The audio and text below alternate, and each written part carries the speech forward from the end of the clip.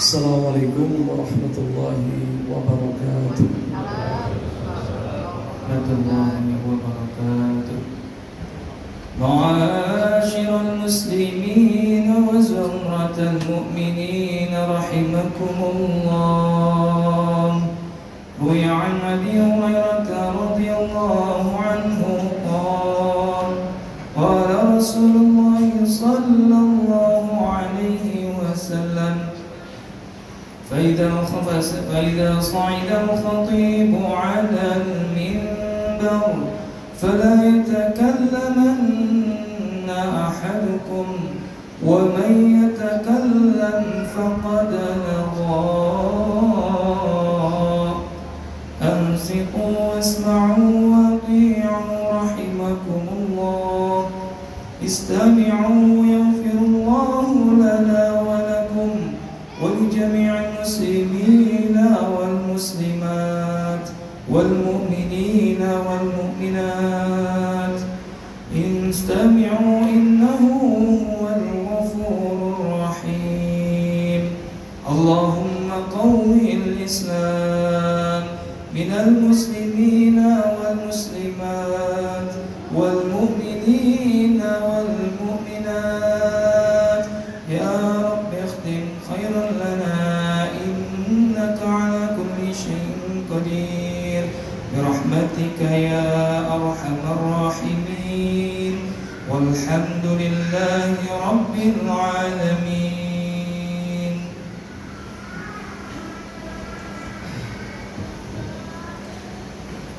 إن الحمد لله نحمده ونستعينه ونستغفره ونتوب إليه ونعوذ بالله من شرور أنفسنا ومن سيئات أعمالنا من يهده الله فلا مضل له ومن يضلل فلا هادي له أشهد أن لا إله إلا الله وحده لا شريك له وأشهد أن محمدا عبده ورسوله لا نبي بعده يا أيها الذين آمنوا اتقوا الله حق تقاته ولا تموتن إلا وأنتم مسلمون يا أيها الناس اتقوا ربكم الذي خلقكم من نفس واحدة وخلق منها زوجها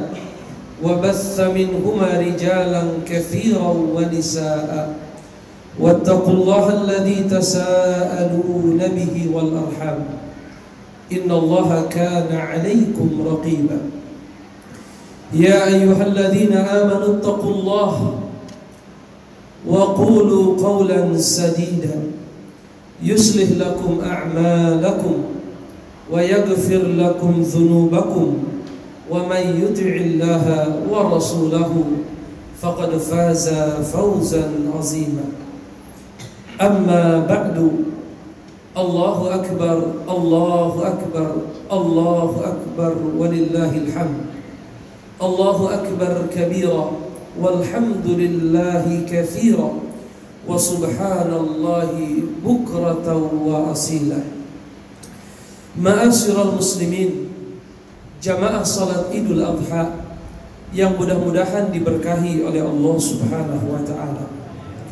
Alhamdulillah, di pagi yang berbahagia ini kita semua bergembira, bersukacita merayakan Idul Adha 1443 Hijriah.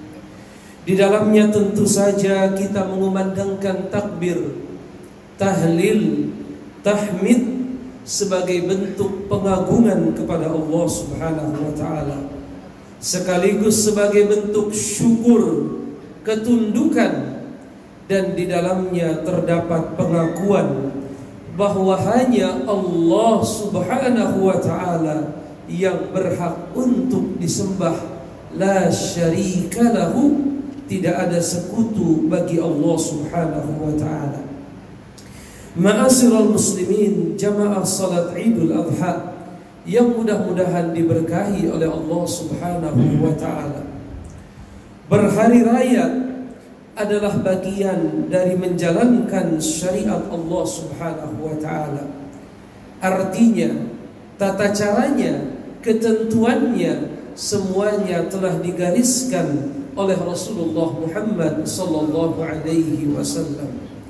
Allah Subhanahu wa taala berfirman di dalam Al-Qur'an surat Al-Hajj ayat yang ke-34, "Wa likulli ummatin ja'alna mansaka liyadhkuru ismallah ala ma razaqahum min bahimatil an'am."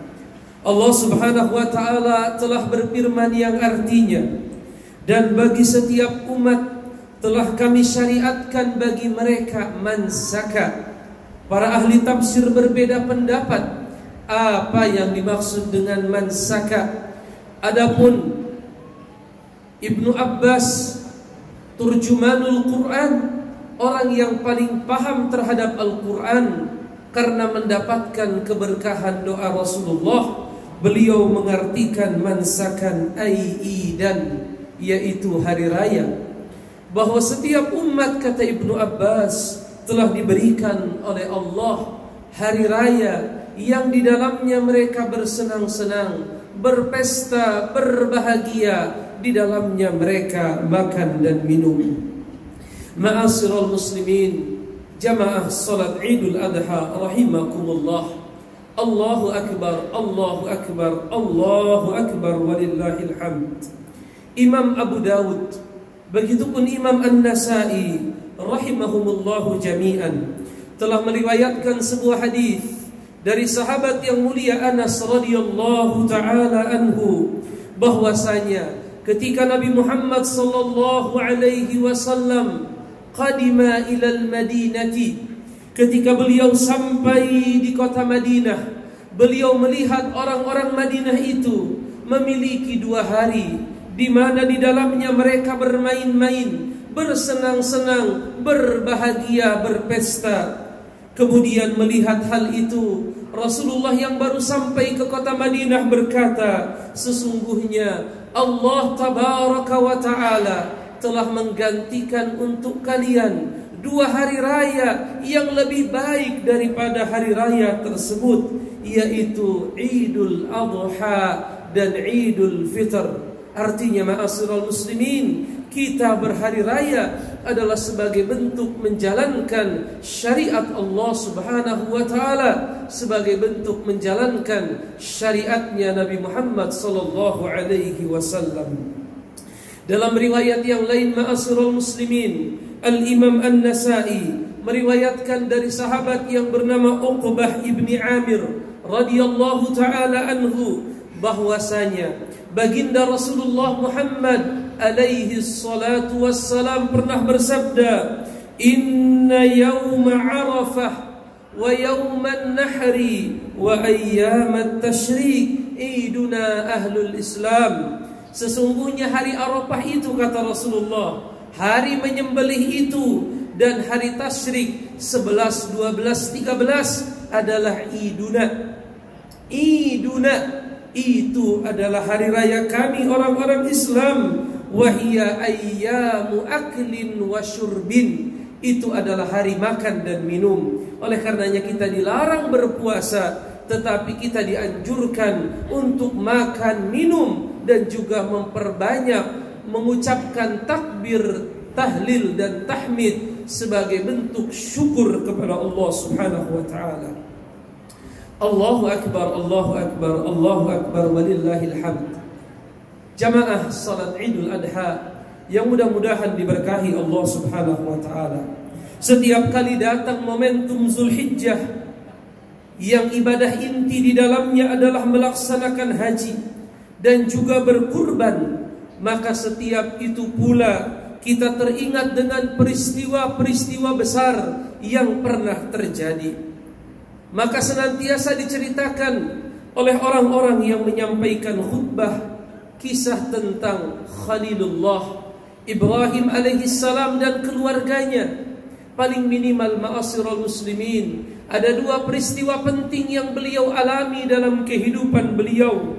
Yang pertama, kita bisa mengambil pelajaran tentang tegarnya beliau istiqomahnya beliau di dalam mengajak manusia mentauhidkan Allah Subhanahu wa taala. Bacalah Al-Qur'an ma'asyiral muslimin, maka kita akan mendapatkan kisah Nabiullah Ibrahim berdakwah mengajak umatnya untuk mengesahkan Allah Subhanahu wa taala, meninggalkan segala bentuk peribadatan kepada selain Allah, meninggalkan segala bentuk peribadatan kepada selain Allah Subhanahu wa taala.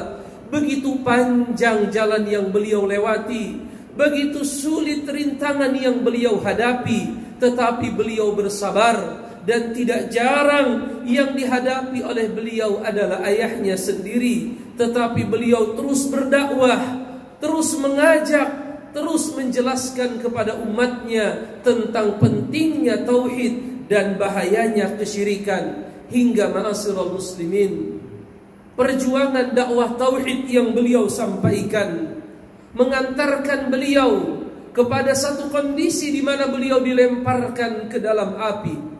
Tetapi lihatlah ma'asyiral muslimin, bahwa orang-orang yang berjuang untuk mengajarkan tauhid, Allah Subhanahu wa taala menjadi pembela mereka. Ketika Ibrahim alaihissalam dilemparkan ke dalam api, maka Allah tabaraka wa taala pun berfirman, "Kuni bardan wa salaman ala Ibrahim." Wahai api, jadilah engkau dingin, jadilah engkau menyelamatkan Ibrahim alaihissalam. Maka jadilah api itu api yang dingin, dan bukan sekedar dingin, tetapi api yang menyelamatkan Ibrahim alaihissalam.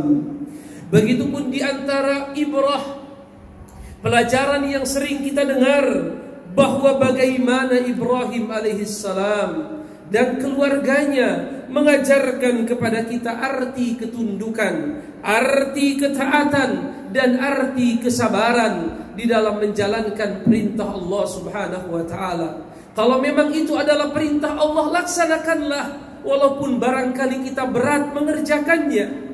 Kalau memang itu larangan Allah, maka tinggalkanlah walaupun kita sangat mencintainya. Itu pelajaran terbesar yang kita ambil dari Ibrahim alaihissalam.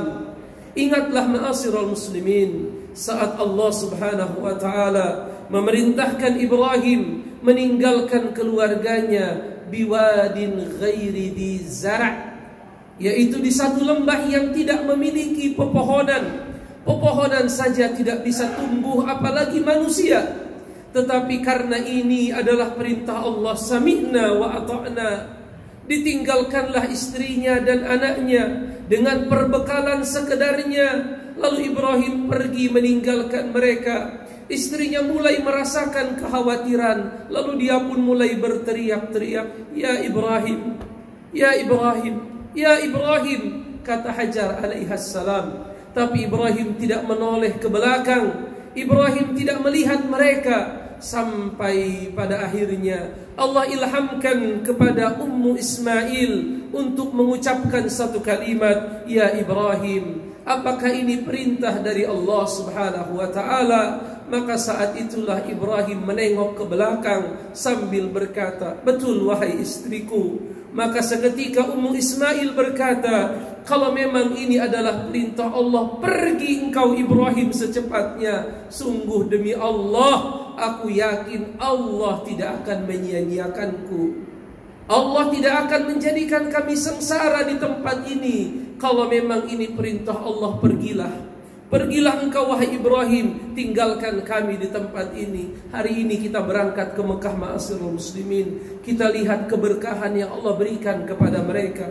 Allah berikan mereka keamanan, Allah cukupkan makanan dan minuman mereka. Allah jadikan Makkah sebagai kiblat ibadahnya umat Muhammad sallallahu alaihi wasallam. Bukankah itu keberkahan dari melaksanakan perintah Allah Subhanahu wa taala?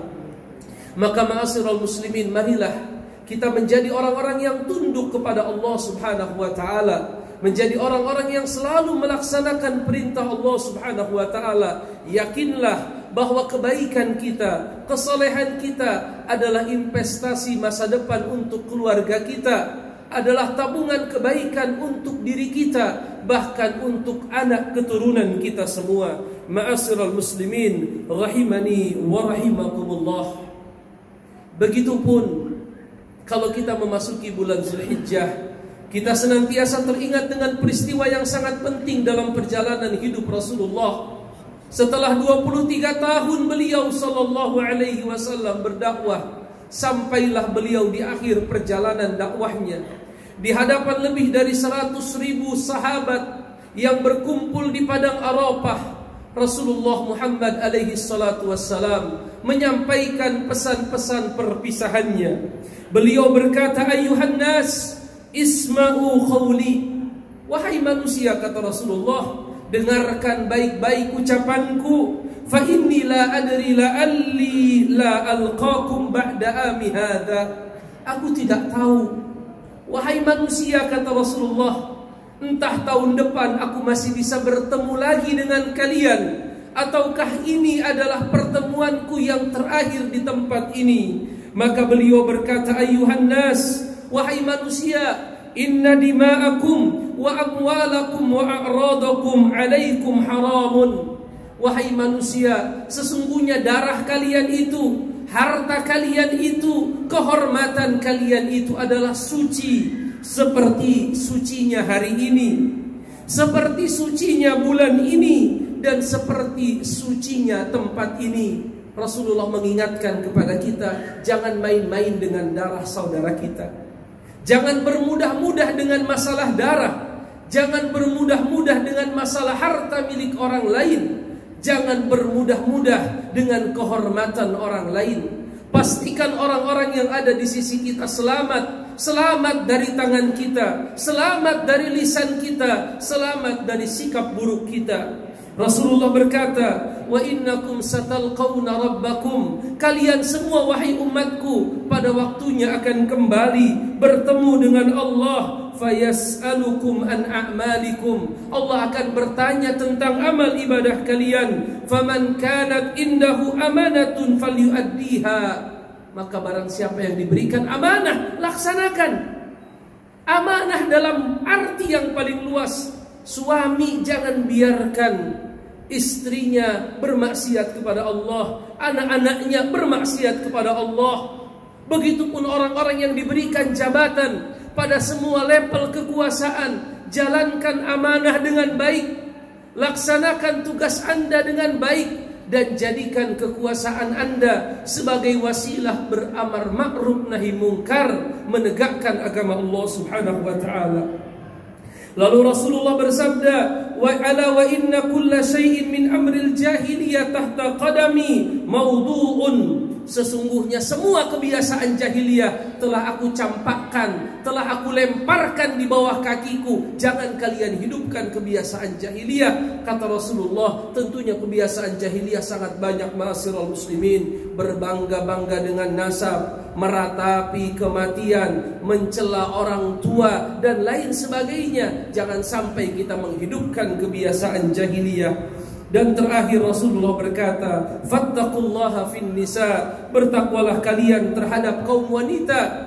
Berusahalah kalian menasihati mereka dengan baik. Sesungguhnya kalian telah mengambil mereka dengan amanah yang Allah titipkan kepada kalian. Sesungguhnya kalian telah menghalalkan mereka dengan menyebut nama Allah Subhanahu wa taala. "Wa qad taraktu fiikum ma lan tadillu ba'dahu in i'tasamtum bihi." Dan aku tinggalkan untuk kalian perkara yang kalian tidak akan tersesat selamanya kalau kalian berpegang teguh dengannya, Al-Quran. Dalam riwayat sunnah Rasulullah SAW. Lalu beliau menghadap kepada sahabat sambil berkata, "Wahai orang-orang yang hadir, sesungguhnya kelak kalian akan ditanya oleh Allah tentang diriku.